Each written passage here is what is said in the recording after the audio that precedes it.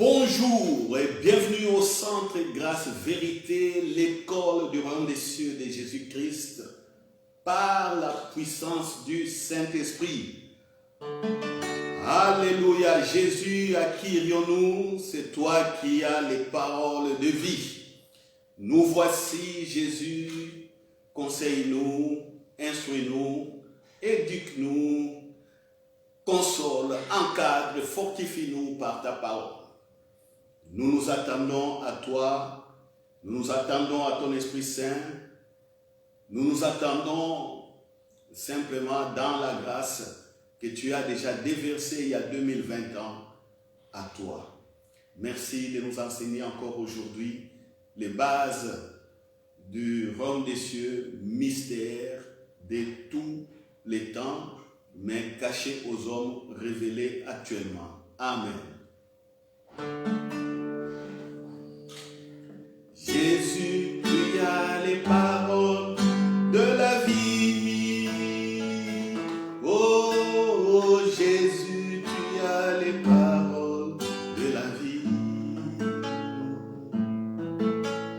Jésus, tu as les paroles de la vie. Oh, Jésus, tu as les paroles de la vie. C'est toi que je veux adorer. À qui irions-nous? C'est toi que je veux louer, mon roi. À qui irions-nous? Chantons Jésus.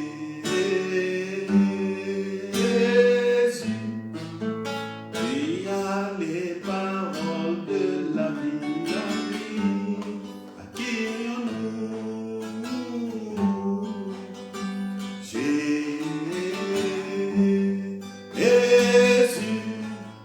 tu as les paroles de la vie, la vie.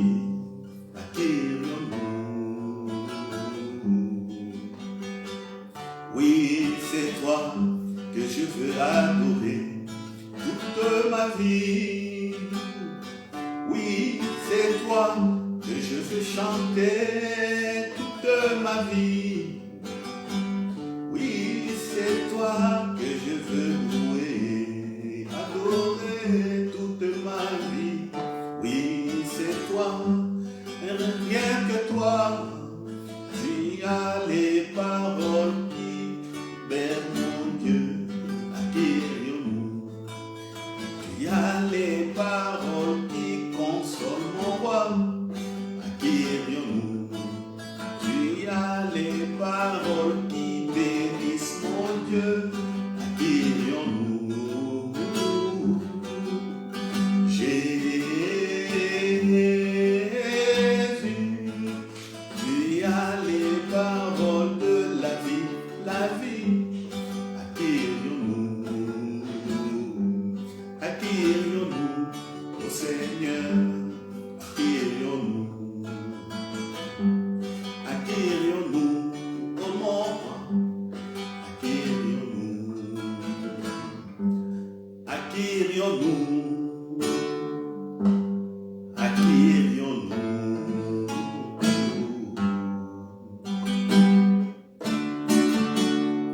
Merci Jésus. À qui irions-nous? C'est toi qui as les paroles de vie. Alléluia. Gloire à Dieu. Merci donc à vous tous qui nous écoutez, à vous tous qui êtes branchés dès maintenant. Nous allons prendre nos Bibles dans les livres de Luc au chapitre 2, dans l'évangile de Luc au chapitre 2.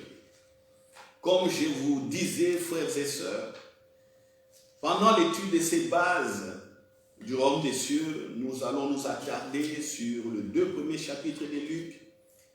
Et ceux qui ont compris et ceux qui font aussi l'effort de méditer à la maison, ils rentrent déjà dans les grands mystères du royaume des cieux. Ils comprennent déjà beaucoup de choses et le Saint-Esprit va vous accompagner. Alléluia.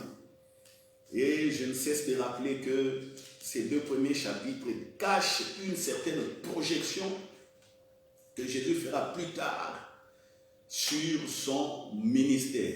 Alléluia, alléluia. Je prends Luc chapitre 2, verset 21. Le 8e jour auquel l'enfant devait être circoncis, donc Jésus bébé devait être circoncis, étant arrivé, on lui donna le nom de Jésus, nom qu'avait indiqué l'ange avant qu'il soit conçu dans les seins de sa mère.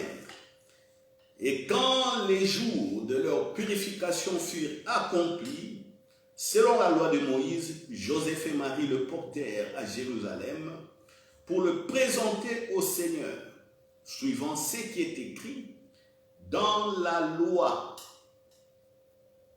du Seigneur. Tout mâle premier-né sera consacré au Seigneur, et pour offrir en sacrifice 2 tourterelles ou 2 jeunes pigeons, comme cela est prescrit dans la loi du Seigneur. Amen. Voilà, le récit, c'est que Jésus est né. 8 jours après, il doit être présenté au temple selon la loi que Dieu avait donnée à Moïse, dont les parents portent l'enfant au temple. Donc, ils suivent, en tout cas, ce qui concerne les prescriptions que Dieu avait données à Moïse. Mais ce qui est important aujourd'hui, c'est le point sur la consécration. Mais avant que je n'aborde la consécration, parce qu'on dit tout mâle, la loi disait quoi? Tout mâle premier-né sera consacré au Seigneur. Donc aujourd'hui, nous allons parler de la consécration. Mais ce qui est important, je l'ai dit dans la partie 10 et la 11e partie de notre étude biblique sur les bases du royaume des cieux. C'est au verset 21. Le 8e jour auquel l'enfant devait être circoncis étant arrivé, on lui donna le nom de Jésus. J'avais parlé du nom et de l'importance des noms. Vous voyez Jésus ici. Jésus a reçu un nom que Dieu lui-même avait préparé et donné. Yeshua, Sauveur. Alléluia. Il a dit à Joseph aussi, par l'intermédiaire de l'ange, qui s'appellera Emmanuel, c'est-à-dire Dieu parmi le peuple. Alléluia. Voici donc le nom de Jésus a caractérisé toute sa vie sur la terre et ce qu'il avait accompli. C'est là où je vous disais dans la 10e et 11e partie, attention au nom que vous donnez à vos enfants. Certains par amour donnent n'importe quel nom. Je prends un exemple. Maman s'appelle Bienvenue. Papa s'appelle Jean, qui est une bonne chose. Mais ils vont donner leur enfant un nom valise, un nom composé. C'est Jean Bien ou Bien Jean. Mais c'est quoi ça, Bien Jean ou Jean Bien? Jean Bien veut dire quoi? Oh non, c'est mon nom Jean. Et Bien, c'est quoi? Non, c'est le nom de la maman. Donc, les parents donnent les noms en fonction de leur amour.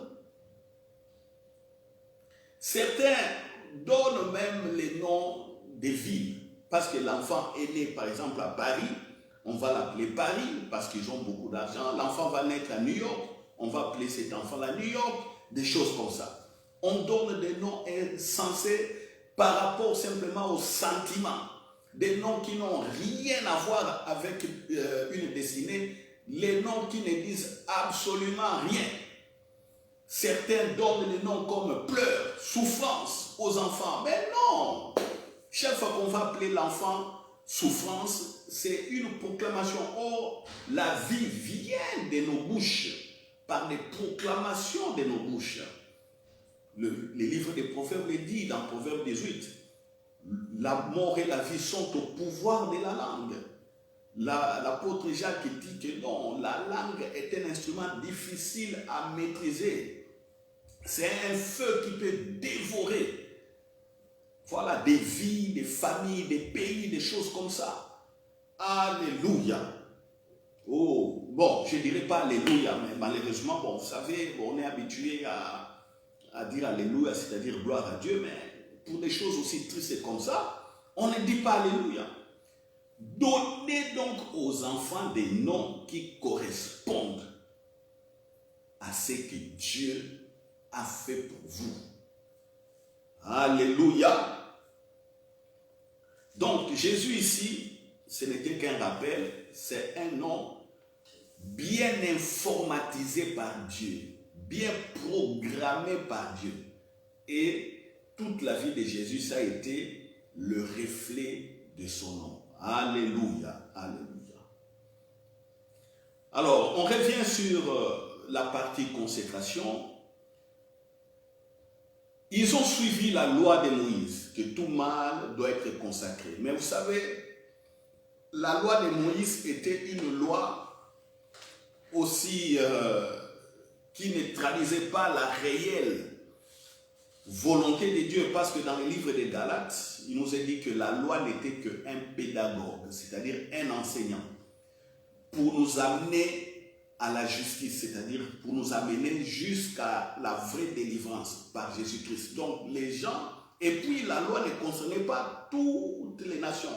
La loi concernait un seul peuple, c'est le peuple d'Israël. Dieu ne s'est pas révélé à mes ancêtres, par exemple. Mes ancêtres ne connaissent pas la loi de Moïse. Même vos ancêtres, je ne sais pas si vous êtes de la lignée juive ou pas, ou israélite ou pas, mais bon, si vous êtes d'une autre nation, la loi ne vous concerne pas. La loi ne concerne pas les Amérindiens, par exemple.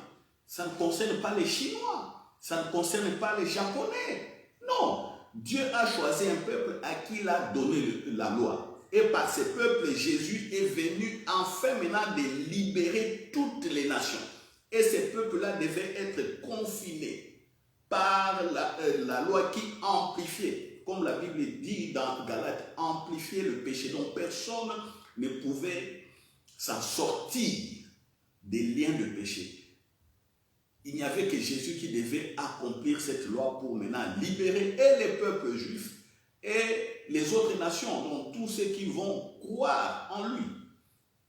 Vous voyez, donc la loi, quand on parlait de tout enfant premier né devait être consacré à l'Éternel, mais il y a des familles qui n'ont pas eu des enfants mâles. Même aujourd'hui, il y a des familles qui n'ont que des filles. Alors, qu'est-ce que vous allez dire? C'est là où on voit l'importance de la venue de Jésus-Christ. Jésus est bon pour tout être humain, homme ou femme. Et sa consécration, maintenant, a fait qu'il réussisse la mission afin que nous soyons plongés tous, hommes, femmes, tous sexes confondus, dans la présence de Dieu. Vous voyez, la consécration. Jésus a été consacré pour mener à bien sa mission.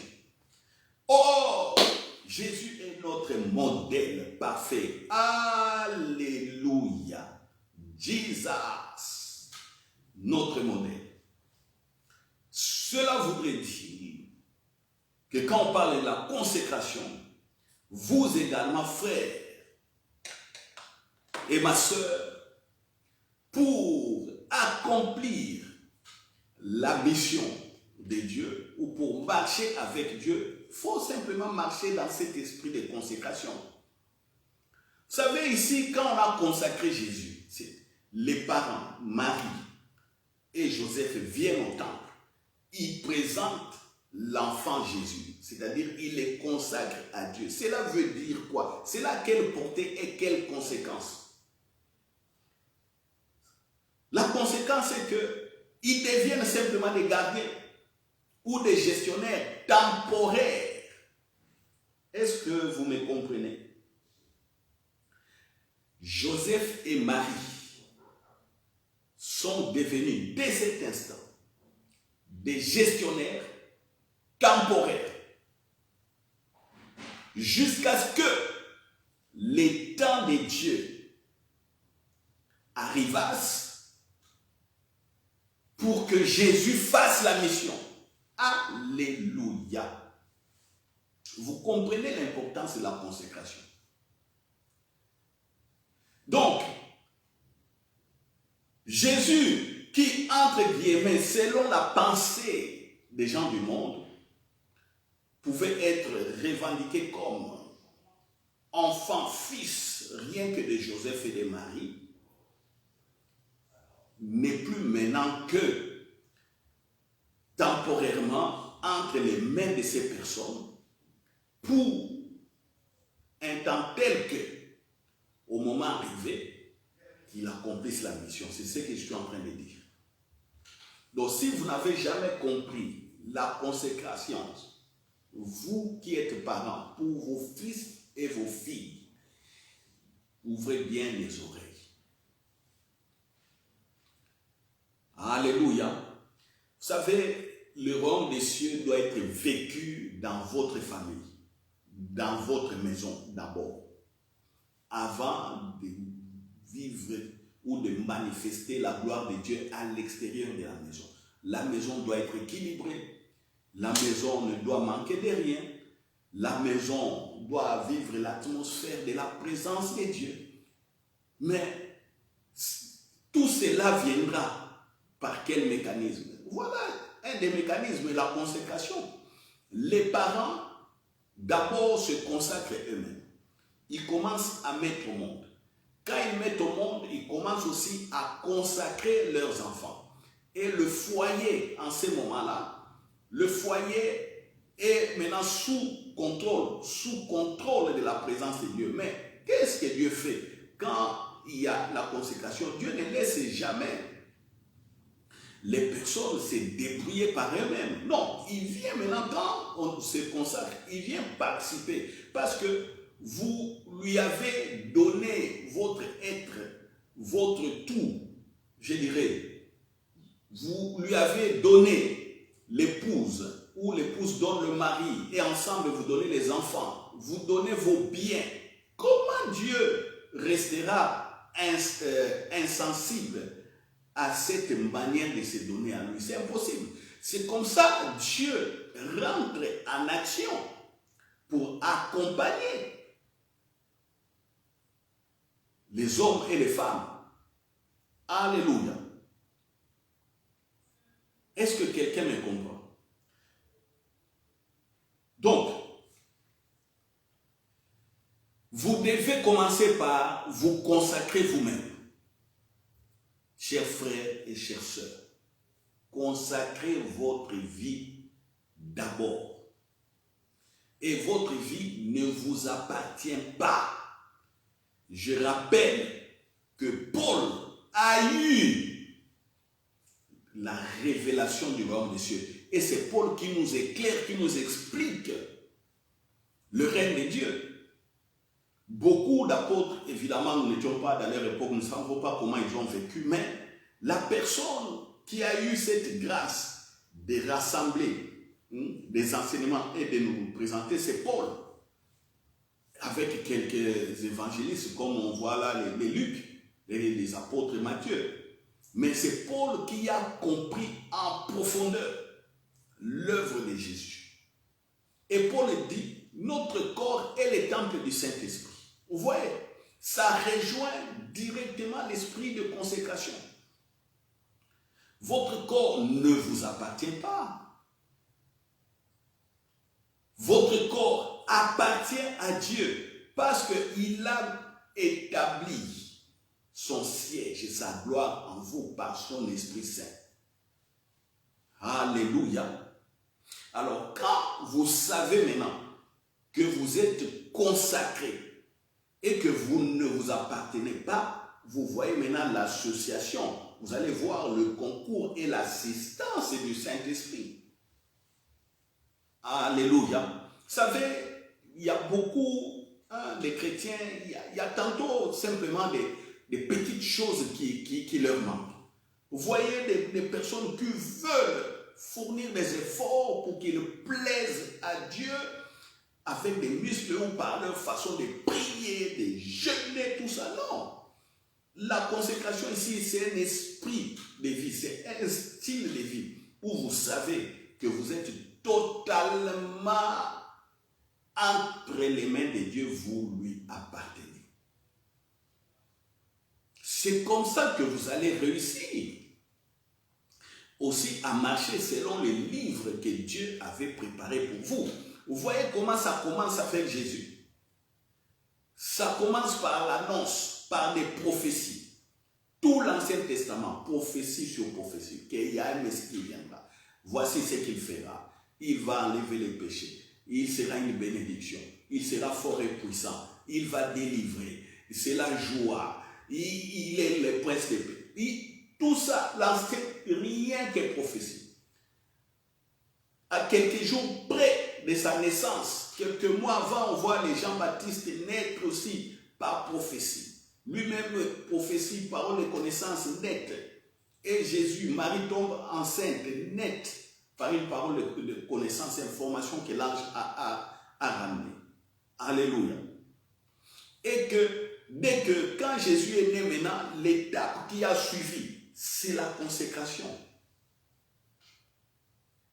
Et quand il était consacré, Joseph et Marie sont devenus des gestionnaires. Jusqu'au moment où il commence l'œuvre. Vous voyez comment la vie de Jésus a été manifestée sur la terre. Alors, pour nous aussi, le modèle, comme c'est Jésus, voilà, la prophétie ou la parole de Jésus, c'est laquelle Dieu a tant aimé le monde et qu'il a donné son Fils unique afin que quiconque croit en lui ne périsse point, mais qu'il ait la vie éternelle. Quelles sont les autres paroles? Ô peuple, ô troupeau, ô ne crains pas parce qu'il a plu au Père de vous donner le règne et le royaume. Quelles sont encore les autres paroles et des actes de Jésus? Voilà. Vous avez la vie éternelle. Je suis le pain des vies. Celui qui me mange ne mourra point. Celui qui a foi en moi, le Père n'aura jamais honte de lui. Jésus ressuscite. Il souffre. Il dit, recevez le Saint-Esprit. Le jour de la Pentecôte, le Saint-Esprit vient sur la terre. Vous voyez, tout cela, c'est des actes qui nous ont précédés. Et nous venons par la foi nous retrouver dans ces actes, dans des choses, dans des vérités que Jésus a préparées, la vie que Jésus a préparée. Nous nous retrouvons maintenant dans ça. Alors, ce qui nous reste, évidemment, c'est la vie de la foi. Parce que quand on parle de la consécration est dans la foi. La foi englobe beaucoup de choses, dont la consécration. Alors, ce qui nous reste, c'est la consécration. Soyons consacrés, sachant que nous n'appartenons pas à nous-mêmes. À ce moment-là, nous attirons le bénéfice de l'assistance du Saint-Esprit. Alléluia. Vous savez, j'ai médité cet après-midi pour cette étude biblique. J'ai vu une chose importante que Ève avait faite. Quand on lit la Bible, on présente toujours Ève comme la personne par qui la tentation est arrivée afin que Adam, l'autorité, pêche. Mais vous savez, Adam et Ève ont été chassés du jardin d'Éden. Ils ont commencé à vivre difficilement. Mais quand Ève est tombée enceinte et qu'elle a mis au monde Caïn, qu'est-ce que Ève avait dit? Prenez Genèse 4, verset 1. Qu'est-ce que Ève avait déclaré de sa bouche? Beaucoup ne font jamais attention à cela. Même moi-même, je ne faisais jamais attention, je méditais. Mais aujourd'hui, c'est une parole qui a bien résonné dans mon cœur à cause de la consécration. Genèse 4, 1. Adam connut Ève, sa femme. Elle conçut et enfanta Caïn. Et elle dit, j'ai acquis un homme de par l'Éternel.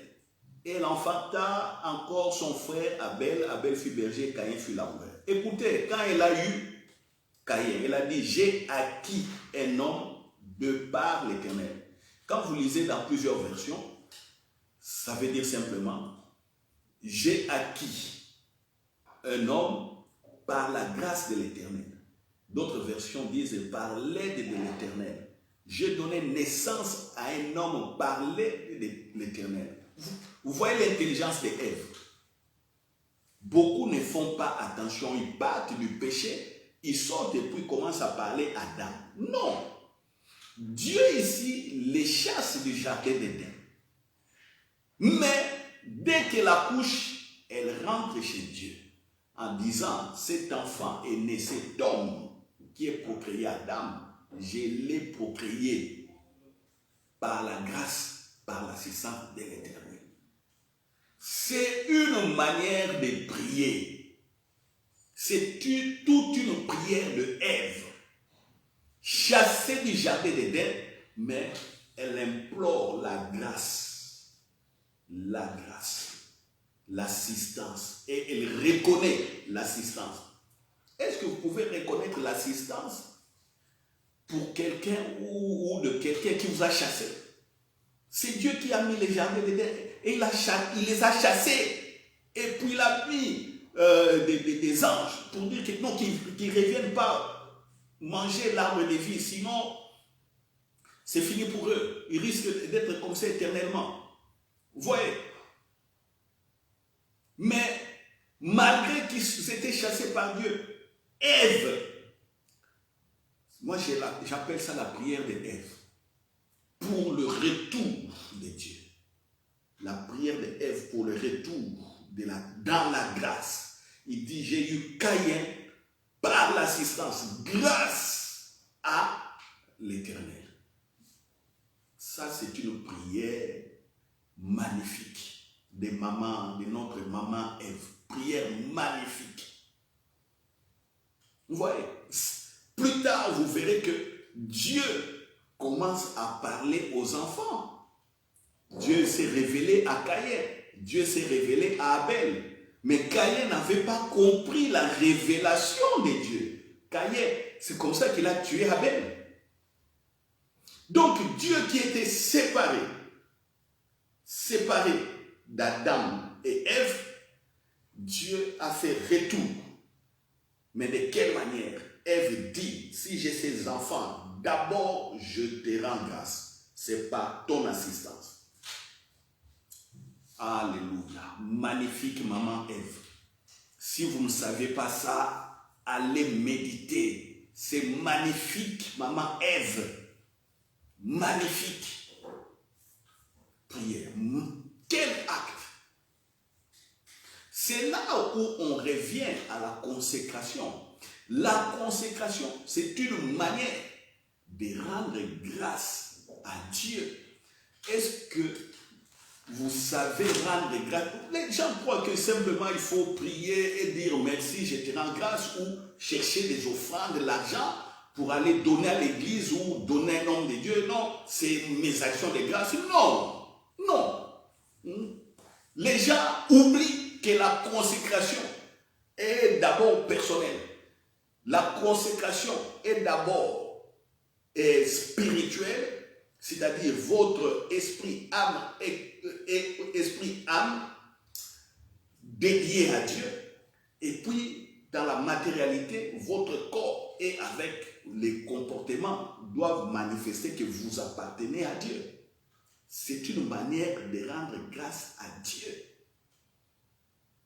Alléluia. Mais que font beaucoup aujourd'hui? C'est là où je retombe sur les noms que beaucoup donnent à leurs enfants. Ils donnent à leurs enfants des noms qui ne disent rien. Aucune reconnaissance à Dieu au niveau des enfants. Rien du tout.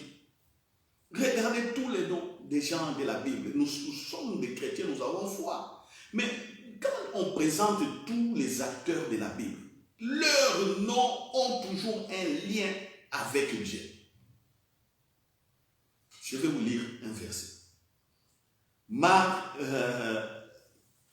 Éphésiens 13, 14. Paul dit? Paul dit il souffre pour les chrétiens. Et ces souffrances-là, c'est pour notre bien. Et à cause de cela, il dit, il rend grâce à Dieu. Il fléchit les genoux devant les pères. Devant qui toute famille de la terre tire son nom. Vous voyez le mystère du royaume des cieux dans l'esprit de Paul. Il dit, il souffre. Oui, il dit aux chrétiens de ne pas avoir trop d'inquiétude sur lui. Il dit non. Il dit c'est pour notre bien.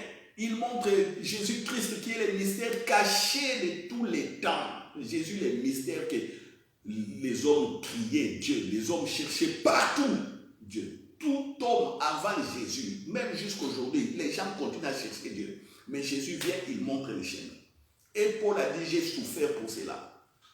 Ma joie, c'est que Paul dit, quand je présente Jésus comme ça, beaucoup connaîtront Dieu. Et il dit, je fléchis les genoux devant le Père, devant qui toute famille de la terre tire son nom. Il y a encore le nom qui revient ici. Le nom. Le nom. Toute famille de la terre tire son nom de Dieu. Est-ce que vous le savez?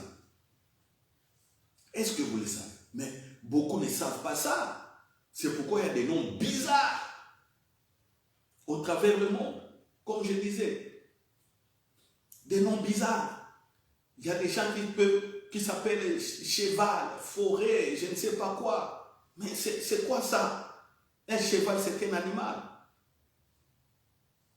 À moins que dans une langue cheval disent que grâce à Dieu, là je peux comprendre. Mais jusque-là, bon, je n'ai pas encore eu un autre sens du mot cheval. Pour moi, cheval, c'est un animal qui a des longues pattes, qui court aussi vite, qui fait des sauts.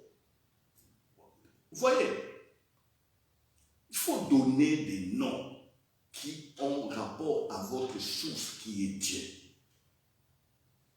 C'est déjà une manière de rendre grâce à Dieu. Et puis vient la consécration. Vous vous consacrez vous-même, vous consacrez vos enfants. C'est une encore manière de rendre grâce à Dieu. Et par la consécration, Dieu vient en action, commence à assister. Vous marchez par la foi, Dieu vous assiste. Parce que la consécration veut dire simplement vous êtes maintenant, vous appartenez à lui.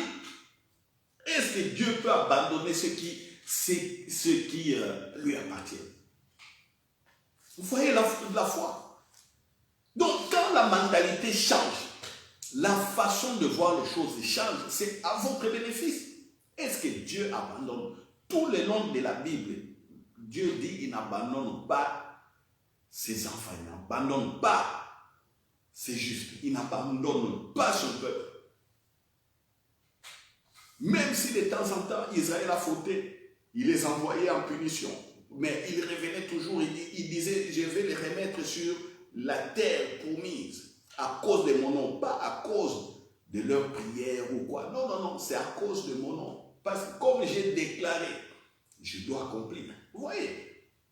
Alors, si on est consacré, on vit la consécration, on ne peut que voir la gloire de Dieu. Alléluia. Beaucoup ne savent pas qu'ils doivent se consacrer. Quand ils sont en train de pécher, ils oublient tout. Ils oublient leur corps, surtout les péchés d'impudicité. Ils oublient que Dieu est en eux, l'esprit de Dieu. Ils oublient. Ils sont là bien dans l'impudicité. Ceux qui volent, ils pensent qu'ils sont seuls. Ils sont en train de voler. Ceux qui calomnient, ils pensent qu'ils sont seuls. Ils ouvrent la bouche et disent n'importe quoi. Vous voyez? Des fumeurs, des drogues, des shooters, comme ça. Ils pensent qu'ils sont seuls. Et d'autres disent que non, bon voilà, je ne fais pas tout ça. Ils sont dans leur bureau bien assis ou dans leurs activités business. Ils pensent qu'ils sont seuls. Non. Mais un beau jour, quand ils tombent gravement malades, ils commencent à voir qu'il y a quelque chose qui les dépasse. Certains commencent à émettre des regrets. Mais depuis tous ces temps où vous avez vécu bonnement, qu'est-ce qui s'est passé dans votre tête pour que vous oubliez que Dieu existe? Vous voyez? Il y a beaucoup qui meurent dans les lits des hôpitaux toute leur vie. Ils n'ont fait qu'insulter Dieu, insulter. Mais un beau jour, quelque chose arrive. Certains n'ont même plus la force de dire à ces dieux-là, non, prends-moi, pardonne mes péchés. Parce que leur cerveau est tellement bloqué par leur méchanceté, ils pensent que Dieu ne va pas leur pardonner. Alors ils meurent comme ça. Si Dieu pouvait nous montrer les cris des athées, des personnes incrédules, des athées, des satanistes, leurs cris avant de rendre l'âme, même ceux qui, beaucoup de satanistes aujourd'hui, vont sortir du satanisme. Mais malheureusement, le cœur de l'homme est tel que si quelqu'un veut, rejette Dieu et il serre son cœur, il ferme son cœur, bon, Dieu ne peut rien. Voilà, parce que le cœur de l'homme, c'est une arme redoutable contre la volonté de Dieu. Oh, vous savez, Dieu peut organiser des concours de circonstances pour que vous ne péchiez point. Mais si l'homme décide, ou la femme décide de pécher, il péchera ou elle péchera. Certains pêchent par décision. Vous voyez? Ils connaissent la volonté de Dieu, mais ils pêchent par décision. Parce que c'est comme ça.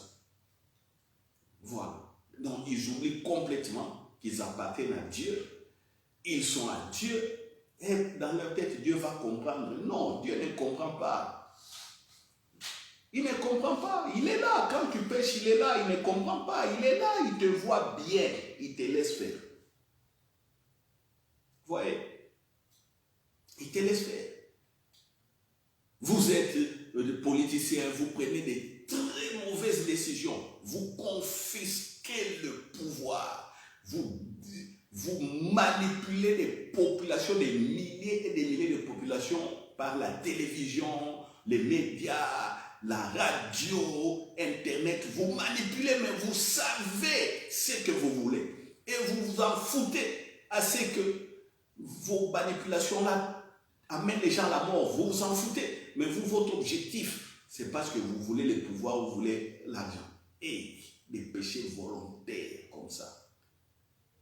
Certains sont derrière des champagnes, derrière des cigares, derrière des cravates, derrière des belles robes, dans les terres, des belles voitures, des beaux bâtiments. Des péchés authentiques et volontaires. Vous pensez que le Saint-Esprit, Dieu va vous accompagner? Impossible. Ils ont oublié. Oublié. Certains sont nés dans des familles chrétiennes, malheureusement, mais ils ont oublié des valeurs. Vous voyez? Donc, la consécration,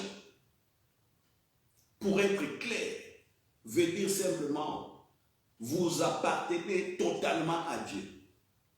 En d'autres mots, c'est que Dieu, envers vous, Dieu vous sanctifie. Dieu vous sanctifie, c'est-à-dire par l'œuvre de Jésus-Christ, il vous met dans sa présence. Ça, c'est la sanctification. La consécration, c'est maintenant vous qui allez vers Dieu par la foi pour dire oui et amen. Voyez les deux mots, consécration, sanctification. Ça dit la même chose. Mais pour être saint, pour être mis dans la présence de Dieu, ça ne dépend pas de vous. Là, c'est l'œuvre de Jésus-Christ qui a mis tous les hommes et femmes dans la présence de Dieu. C'est lui qui veut, accepte simplement cette œuvre et puis il est mis dans la présence. Il crie au secours, il évoque le nom du Seigneur Jésus. Il est dans la présence de Dieu. Mais la consécration, c'est vous qui dites, ah, je me consacre. Je dois mener une vie de consécration. Voilà. Dans d'autres termes, on dit vie de sanctification. Mais c'est ça découle de la consécration. Alléluia. Alléluia. Donc, quand on est consacré, on n'est plus à soi-même. Le propriétaire, c'est Dieu le créateur. Et ce qui est bien, il dit par Jésus-Christ, je ne reste pas seulement Dieu, mais je suis Père. Donc il transfère son amour, il transfère son identité. Vous voyez la portée de la consécration. Il y a l'amour maintenant qui devient manifeste aussi.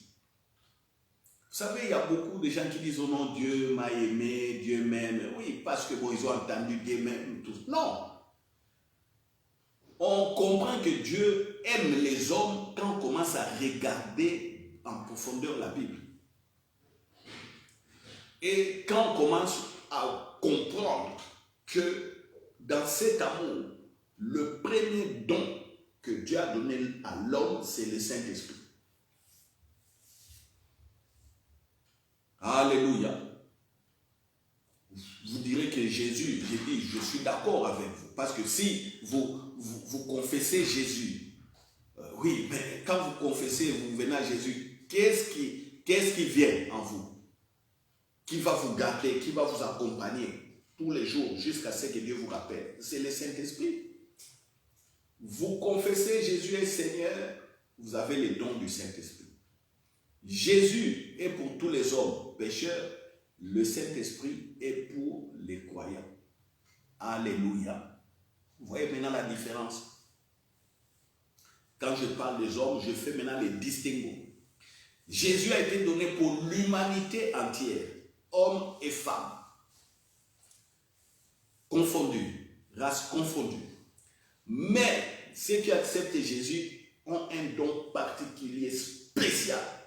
C'est le Saint-Esprit, que les autres n'auront jamais. Donc tous ceux qui n'ont pas accepté Jésus n'auront jamais le Saint-Esprit. C'est dans la Bible. Jean chapitre 14, versets 15, 16, 17, 18. Jésus dit, le Père enverra le Saint-Esprit que le monde ne peut recevoir, que le monde ne connaît pas. Je vous l'ai dit, je vais prendre ça et les réciter. Prenons Jésus au mot, à ces mots. Prenons Jésus à ces mots. Jean 14. Écoutez. Jésus dit, verset 15, si vous m'aimez, gardez mes commandements. 16, et moi je prierai le Père, et il vous donnera un autre consolateur. Allos Parakletos, c'est-à-dire le Saint-Esprit, afin qu'il demeure éternellement avec vous, l'Esprit de vérité que le monde ne peut recevoir parce qu'il ne le voit point et ne le connaît point. Vous voyez maintenant la différence. Le Saint-Esprit est pour les fils et les filles de Dieu. Le Saint-Esprit est pour le royaume, le règne. Alléluia. Est-ce qu'il faut invoquer le Saint-Esprit pour voir le royaume? Non. Il faut avoir foi en ce que Jésus a fait. Parce que le Saint-Esprit a accompagné Jésus dans cette œuvre. Quand vous l'acceptez, automatiquement le Saint-Esprit montre que l'œuvre de Jésus est la vérité. Faites attention. Faites attention. Alléluia. Alléluia. Le Saint-Esprit accompagne les fils et les filles de Dieu, le règne, le royaume. C'est-à-dire, il montre que ce que Jésus a fait est vrai. Alors, quand on est consacré, on sait qu'on est consacré. On consacre sa famille, on consacre ses enfants. Gloire à Dieu. Et la consécration dont je parle doit toucher aussi vos possessions matérielles. Est-ce que vous avez consacré votre maison? hormis les enfants. Si vous n'avez pas des enfants, j'ai dit la maison, bâtiment, les briques. Je ne sais pas où, si vous êtes au village, je ne sais pas. Si aujourd'hui même dans les villages, on capte par satellite. Vous n'avez pas une construction en briques, vous êtes dans les constructions en tôle ou en bois, tout ça. Mais c'est que vous appelez maison, votre abri, hein, là où vous demeurez, est-ce que vous l'avez consacré à Dieu? Vos champs, est-ce que quand vous travaillez dans les champs, est-ce que vous avez consacré les récoltes à Dieu? Voici autant de questions. Vous travaillez dans la pêche, quand vous pêchez les poissons, est-ce que les résultats, vos possessions là de pêche, est-ce que vous les consacrez à Dieu aussi? Vous travaillez, votre salaire mensuel, selon les pays. D'autres pays, c'est des salaires, comment on dit, hebdomadaires, chaque semaine, comme système anglophone ou à Londres ou quoi, on paye les gens tous les samedis. Est-ce que hebdomadairement, vous consacrez vos revenus à Dieu? Voici tant de questions. Des voitures. Est-ce que vous consacrez aussi vos voitures? Alléluia. La consécration doit être comme un parfum. Vous voyez, si vous mettez les parfums sur votre corps, même si le parfum a touché simplement à la poitrine ou les bras, quand vous vous déplacez, mais vous répandez les parfums partout. Mais pourtant, vous n'avez mis que quelques gouttes, soit sur la poitrine, soit derrière les oreilles, soit ici au poignet des bras. Vous voyez? Mais les parfums arrosent partout l'atmosphère. C'est ça la consécration. Quand vous vous consacrez, hein, vous vous consacrez, c'est tout qui doit être donné à Dieu, premièrement, et le reste vient après. Vous voyez? Aujourd'hui, par exemple, on combat les dîmes, les offrandes. On les combat. Des gens à esprit réduit. Regardez bien toutes les personnes croyants, fermes, qui ont prospéré et qui ont fait des grandes choses avec Dieu. Vous allez voir dans leur vie la consécration dans les dîmes, dans les offrandes. Ils sont dedans. Mais ce n'est que les pauvres qui pensent que quand ils donnent comme ça à Dieu, on les vole. Ou ce sont des égoïstes aussi et des incrédules qui pensent quand ils donnent à Dieu comme ça, c'est perdu ou je ne sais pas quoi. Ils refusent. Il n'y a que cela. Donc, des incrédules, des athées, des égoïstes, des pauvres. Vous avez vu la catégorie de ces personnes. Mettez encore un cinquième rang dans cette catégorie. J'ai dit, ceux qui ne comprennent pas en matière d'argent et de consécration des biens, quand on est enfant de Dieu, ce sont des athées. Les gens qui sont athées, c'est-à-dire qui ne croient pas que Dieu existe. Ce sont des incrédules qui refusent toute foi aussi. Ou qui sont dans la foi, mais ils ont une pensée bizarre comme ça. Ce sont aussi comme on dit, des pauvres. Des pauvres et généralement pauvres matériellement et aussi des pauvres spirituellement au niveau de la pensée. Parce que la pauvreté commence d'abord dans la pensée. Quelqu'un peut être riche mais être pauvre là-bas dans la pensée et commencer à croire que s'il donne l'argent, ça va dans des choses bizarres. Vous voyez? Et des égoïstes. J'ai cité au moins 4. Hein, 4 groupes de personnes. Il y en a beaucoup. Il y en a beaucoup. Ouais. La consécration, c'est comme du parfum. Votre argent, vos revenus, vous les consacrez à Dieu. Dieu ne vous dit pas dépouillez-vous. Non. Il sait que vous avez des charges, il sait que vous avez des responsabilités. Mais votre manière de vous consacrer financièrement détermine aussi l'accompagnement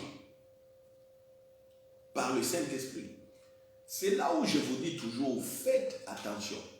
Dans ce monde, il y a certaines personnes qui réussissent par la grâce. Dieu a voulu les choses comme ça. Même s'ils sont incrédules ou quoi, Dieu a voulu les choses comme ça. Mais il y a d'autres, ce ne sera pas comme ça. De ne pas fournir beaucoup d'efforts et de voir qu'ils progressent. Mais d'autres, c'est par la foi. C'est par la foi, par des actes de foi, par leur prière, par des actes de foi. Dans la prière, ils reçoivent la pensée de Dieu. Ils mettent ça en exécution. Ça, c'est la foi. La foi. Et les gens qui prospèrent comme ça, par la grâce, ils sont à compter du bout de doigts. Ça, c'est la volonté suprême de Dieu. Mais quand Dieu a étalé l'œuvre de Jésus, nous devons saisir cette œuvre et avancer par la foi. Vous voyez? Donc la consécration doit toucher aussi nos possessions, matérielles comme financières. Vous savez, Jésus, je vais vous lire dans Marc, chapitre 2. Vous allez dire, ah, est-ce que Jésus a donné sa maison? Moi, je vous dis oui, Jésus a donné sa maison. Lisons Marc, chapitre 2. Jésus revient d'une campagne et puis il retourne à Capernaum dans sa maison.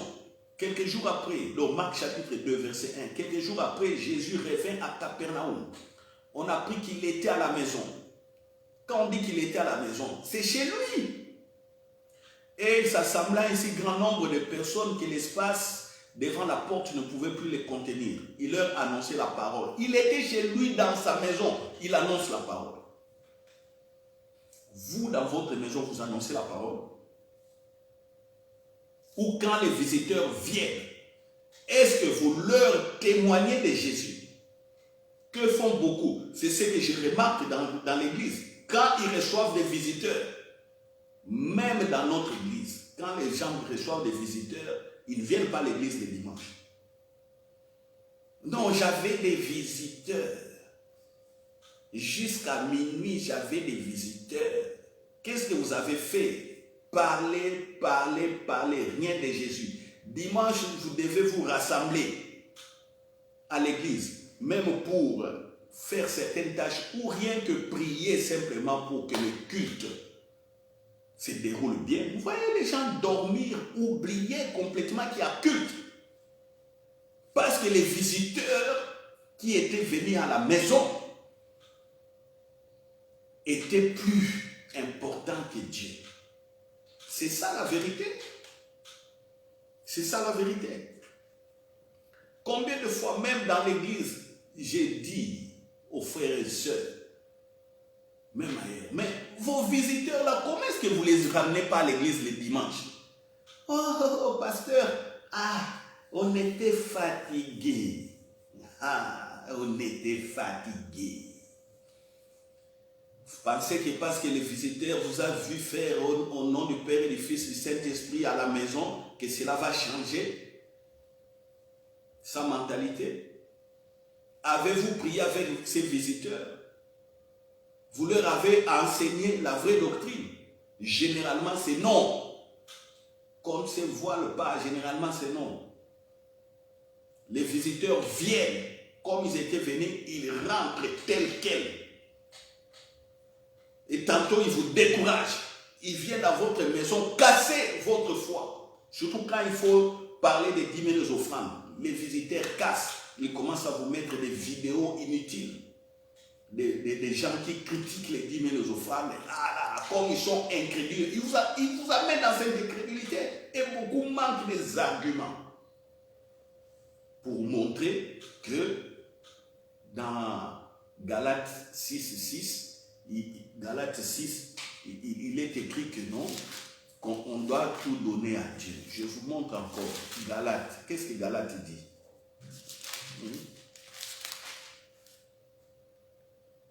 Que celui à qui l'on enseigne la parole fasse part de tous ses biens à celui qui l'enseigne. Ça, c'est Galates. Fais part de tous tes biens à celui qui vous enseigne. Fais part de ça. De tous tes biens à celui qui t'encadre dans les choses de Dieu. Faites ça. Est-ce que maintenant, il faut dire que non, je dois vous dépouiller? Non.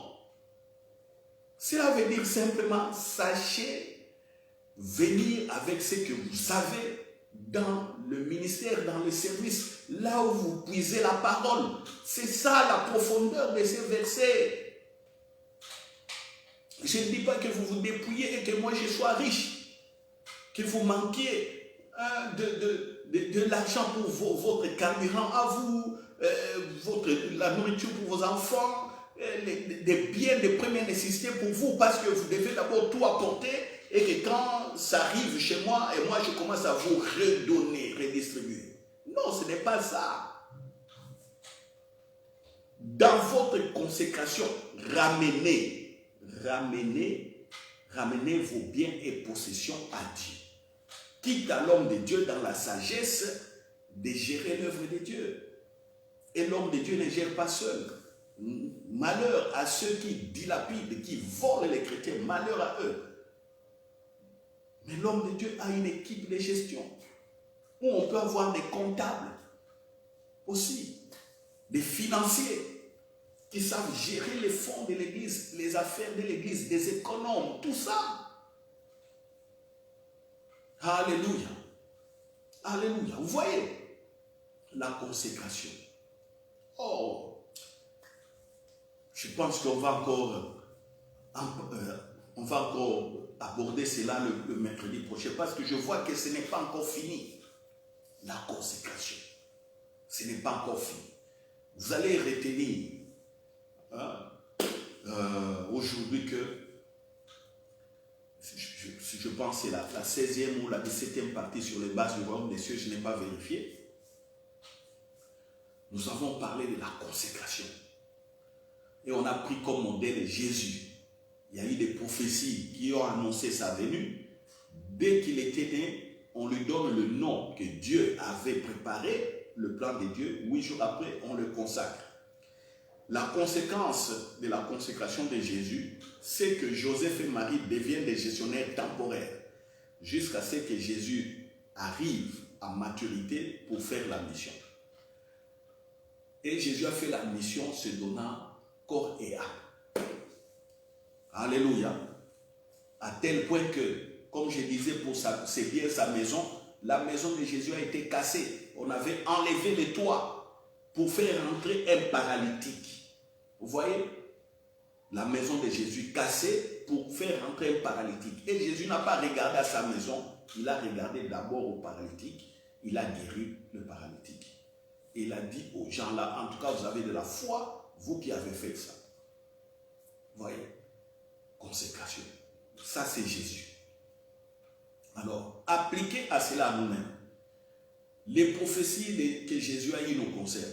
Et Jésus a accompli des prophéties et a établi une nouvelle vie. Nous rentrons maintenant dans cette vie. Quand nous rentrons, faisons comme Jésus. Commençons aussi à nous consacrer pour Dieu. Voilà. Parce qu'on est déjà dans la présence. C'est là où je dis, la consécration, c'est nous qui manifestons une forme d'action de grâce. Je l'ai dit, la consécration, c'est une forme d'action de grâce à Dieu. C'est une forme de reconnaissance qu'on appartient à Dieu.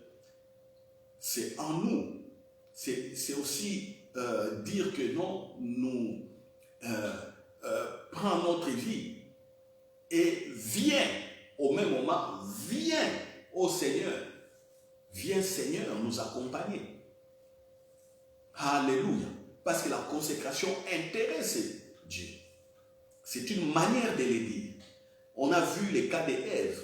Ève est chassée avec Adam du jardin d'Éden. Mais dès que Ève a eu Caïn, elle a dit que non, j'ai procréé par grâce. Et Dieu, cette prière de Ève, cette manière de faire de Ève, on voit les conséquences aussi positives.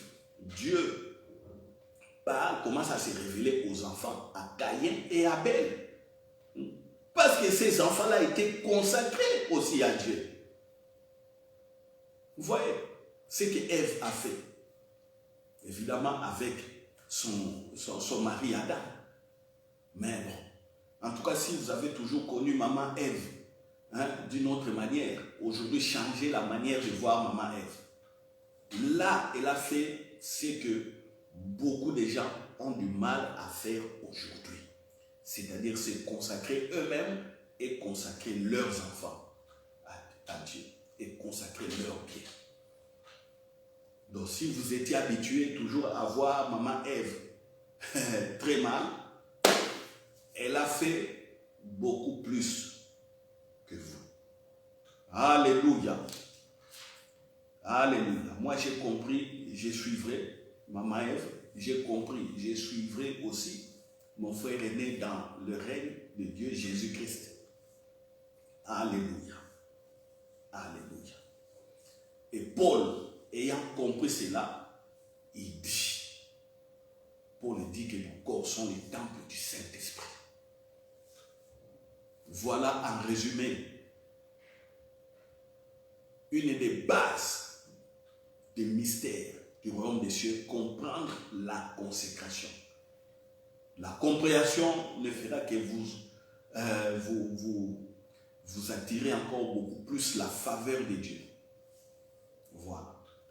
Donc, on va essayer encore d'aborder cela le mercredi prochain et revenir sur certaines choses parce qu'il y a des moments où je m'attarde à expliquer un peu la doctrine et je commence à donner des cas pratiques. Donc, on verra encore cela par la grâce de Dieu, si le Saint-Esprit le permet. Nous verrons encore la consécration le mercredi prochain. Nous allons prier. Prions ensemble, frères et sœurs. Merci pour ce temps de partage. Merci pour ces éclaircissements. Au nom de Jésus Père, je bénis encore ton amour sur chacun de nous. Et je bénis aussi la présence du Saint-Esprit parmi nous. Merci Père parce que tu nous as éclairés par ton Esprit Saint, que nous devons être consacrés et que dans cette consécration, tu viens participer à notre bonheur. Tu viens révéler encore ce que tu as prévu d'avance. C'est ainsi que pour ceux qui ont pris la décision de se consacrer aujourd'hui, en m'écoutant, je demande que Père, que tu sanctifies ta parole, que tu leur montres par le Saint-Esprit que tu es avec eux réellement. Père, beaucoup ne t'ont jamais écouté, beaucoup n'ont jamais vu des visions, beaucoup n'ont jamais entendu ta voix, mais qu'ils entendent aujourd'hui, qu'ils aient des visions aujourd'hui. Et à ceux qui sont malades, je déclare qu'ils sont guéris car leur corps est le temple du Saint-Esprit. Alléluia. Aucune barrière ne va résister devant nous parce que dans la consécration, tu nous accompagnes par le Saint-Esprit. Ça ne sera ni par notre force, ni par nos efforts, mais ça sera par la puissance du Saint-Esprit que nous sommes en train de vaincre et faire des exploits. Alléluia. Alléluia. Au nom de Jésus, ainsi priez. Amen. Je vous donne rendez-vous les dimanches à 10h pour notre culte dominical. Voilà, il y a beaucoup qui réclament que nous mettions aussi nos temps d'adoration de louanges. Mais je m'excuse d'avance au niveau de la qualité technique. Nous n'avons pas encore de moyens techniques pour pouvoir mettre des louanges et adorations, mais nous allons faire de mieux que ces dimanches, que nous mettions encore un peu plus de temps dans la louange et l'adoration pour vous emporter dans la parole. Voilà, ce sont des moyens techniques assez limités pour l'instant. C'est comme ça, mais nous croyons en évoluant de gloire en gloire que nous arriverons à des présentations techniques de haute facture. Priez pour nous, accompagnez-nous dans cette œuvre. Vous avez appris la consécration de vos biens aussi. Nous avons nos bras ouverts pour accueillir aussi vos offrandes, vos dîmes, vos possessions, vos participations physiques, voilà, vos conseils, vos prières et tout ce que vous pouvez apporter pour l'extension simplement du règne de Jésus-Christ sur la terre. Je vous bénis au nom de Jésus. Amen. À dimanche à 10h. Gloire à Dieu. Merci.